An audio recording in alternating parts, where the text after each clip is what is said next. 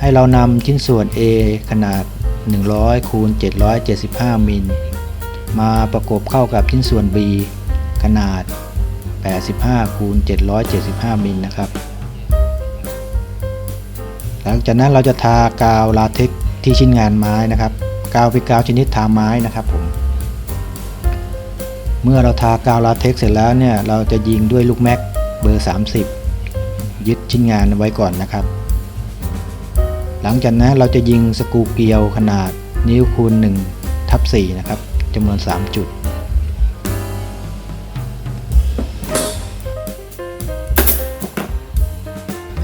ไม้ที่เราใช้นี่เป็นไม้อัดยางนะครับขนาด16มิลนะครับขนาดชิ้นงานโดยรวมของขาโต๊ะจะอยู่ที่100คูณ100ความกว้างนะครับแล้วก็ความยาวก็775มิลเราจะทำแบบนี้ด้วยกัน4ชุดนะครับขาโต๊ะ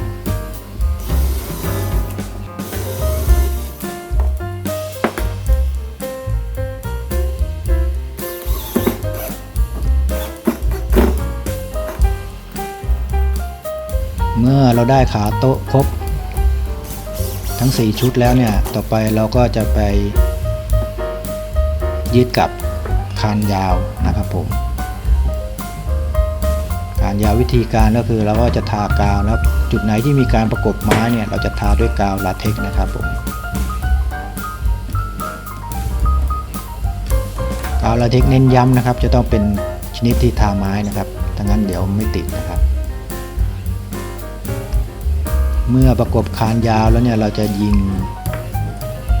ลูกแม็กยึดไว้ก่อนนะครับ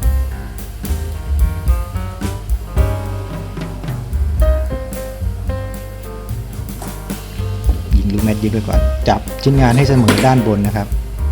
เพราะว่าเดี๋ยวเราจะต้องเอาแผ่นท็อปมาวางอีกทีหนึ่ง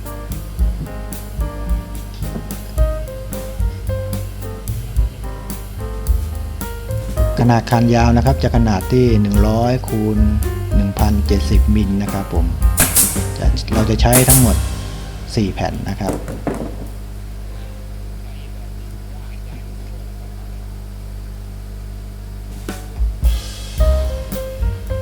โต๊ะเลื่อยที่เราทำนี่ขนาดโดยรวมนะครับหลังจากที่เรายิงคานยาวเลยจะอยู่ที่ 1,100 มิลนะครับผม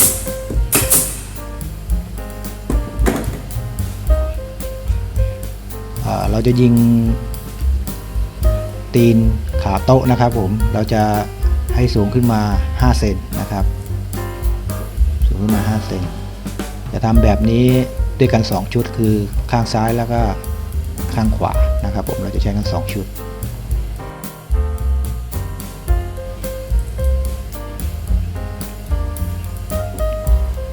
โต๊ะเลื่อยที่เราทำนี่จะใช้ไม้แผ่นเดียวนะครับในการทำไม่มากกว่านี้ราคาก็จะอยู่ที่ประมาณ 700-800 บาทนะครับผมในการทำถือว่าคุ้มมากๆนะครับผมสร้างรายได้เกินพันแน่นอนนะครับ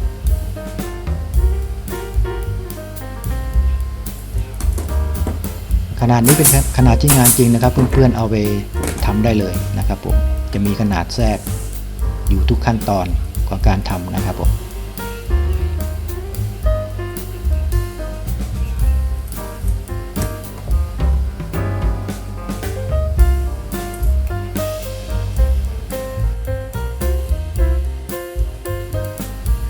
หลังจากเรายิงคานยาวยึดเข้ากับขาโต๊ะเรียบร้อยแล้วเดี๋ยวต่อไปเราจะไปยิงคานสั้นกันนะครับจะประกอบคานสั้นกันเพื่อให้เป็นโครงโต๊ะเลื่อยนะครับ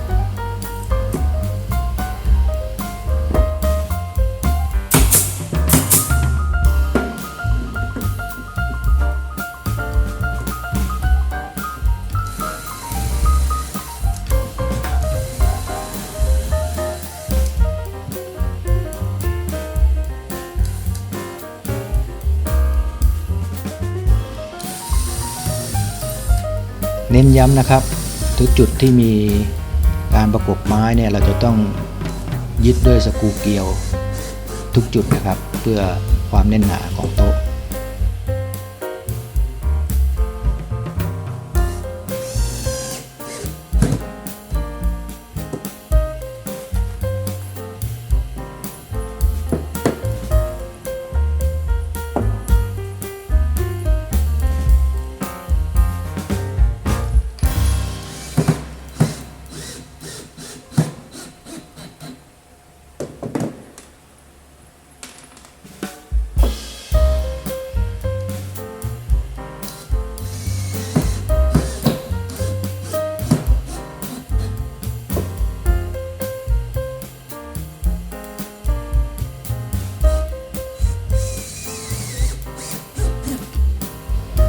ช่างก็จะเริ่มประกอบคานสั้นกันนะครับเราจะยิงหัวท้ายกันก่อนหัวมุมโต๊ะกันก่อนนะครับผมเราจะยิงหัวมุมโต๊ะกันก่อนนะครับก็ใช้คานประกบไว้ประกบขาโต๊ะนะครับผมแล้วก็ยิงด้วยลูกแม็กยึดด้วยก่อน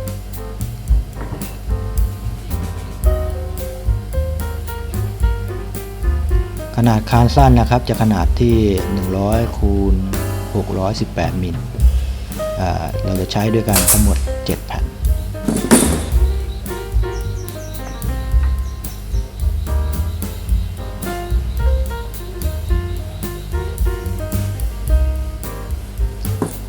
ระหว่างประกอบคานสั้นนะครับเราต้องให้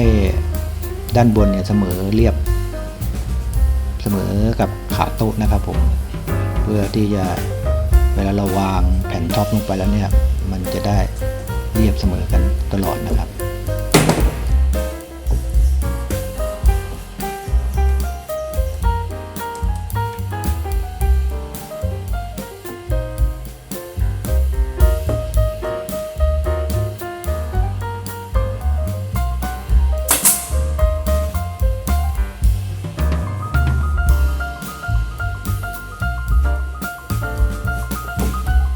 หลังจากเรายิงคานสั้นที่หัวท้ายแล้วเราจะยิงภายในแล้วนะครับภายในเนี่ยเราจะต้องวัดขนาดของเครื่องเลื่อยด้วยนะครับว่าทุ่นเลื่อยเราเนี่ยมันห่างกันประมาณเท่าไหร่เพราะว่าถ้าเราไม่เผื่อทุ่นเลื่อยเนี่ยเดี๋ยวเรายิงคานเสร็จแล้วเราเอาเลื่อยมาใส่เนี่ยมันจะติดนะครับผมมันจะติดคานนะครับกลายเป็นว่าเราจะต้องถอดคานออกอีกรอบ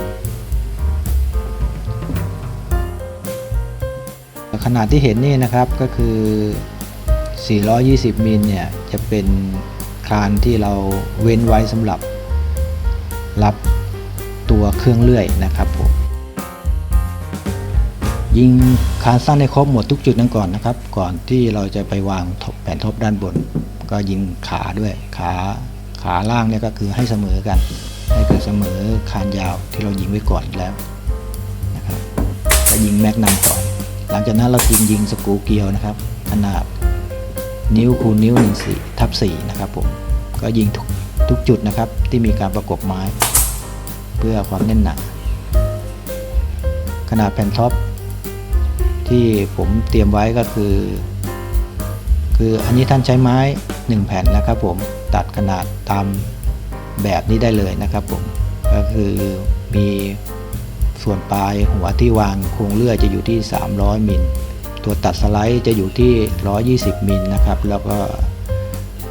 ชิ้นงานโต๊ะแผ่นโต๊ะก็800มิลนะครับผมเราจะนำชิ้นงานมาวางทับด้านบนนะครับแล้วก็วัดด้านข้างนะครับจะออกมาประมาณ5เซนนะครับข้างละ5เซนที่ผมเว้นไว้ประมาณ5เซนแล้วก็ใช้ลูกแม็กยิงยึดไว้ผมทากาวด้วยนะครับอย่าลืมทากาวเลยนะข้อสำคัญเราจะใช้ลูกแม็กเบอร์30ยิงยึดทุกจุดนะครับยิงให้รอบตัวโต๊ะเลย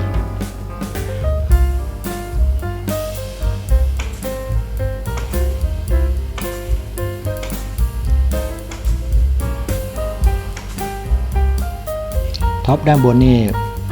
ผมจะไม่ยิงสกรูเกลียวนะครับเพราะว่ามันจะเป็นรอยง่ายเวลาเรา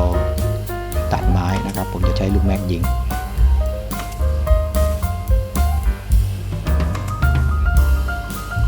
แผ่นท็อปโต๊ะเนี่ยจะยื่นออกจากขาโต๊ะเนี่ยประมาณข้างละ5เซนนะครับ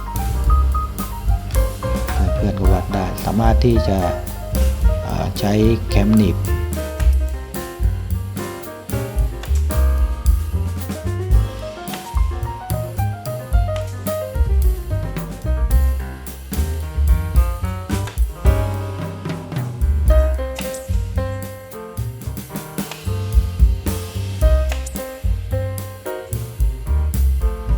ตัวนี้เป็นกวงเลื่อยที่ผมยึดเข้ากับโต๊ะแล้วนะครับผมก็จะตัดไอตัวกาบเครื่องเลื่อยนะครับผมจะตัดออกตัวท้ายของเขาเลย พื่อที่เวลาเราตัดไม้เนี่ยฝุ่นมันจะได้ไม่ย้อนเข้ามาหาเรานะครับผมเวลาตัดเพราะว่าเราหงายตัวเลื่อยนะครับผมฝุ่นมันจะตีกลับมาหาเราแล้วหรือไม่ก็มีพวกเศษผงอะไรเนี่ยมันจะไปอุดตามร่องตรงกาดเครื่องนะครับผมก็เลยตัดเราจะเห็นว่าช่องว่างเนี่ยก็คือไอตัวสไลด์นะครับผมแล้วก็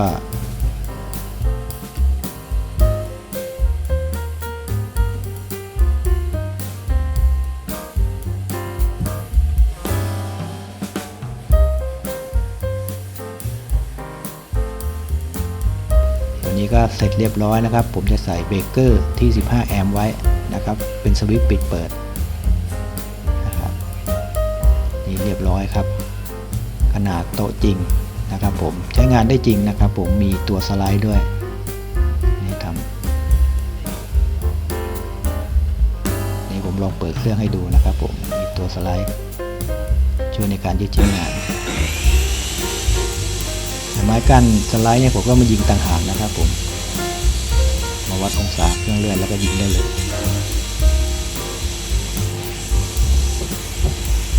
คลิปนี้ผมก็ขอจบเพียงเท่านี้นะครับฝากกดไลค์กดแชร์กด Subscribe และกดกระดิ่งเพื่อติดตามคลิปต่อๆไปด้วยนะครับขอบคุณมากครับ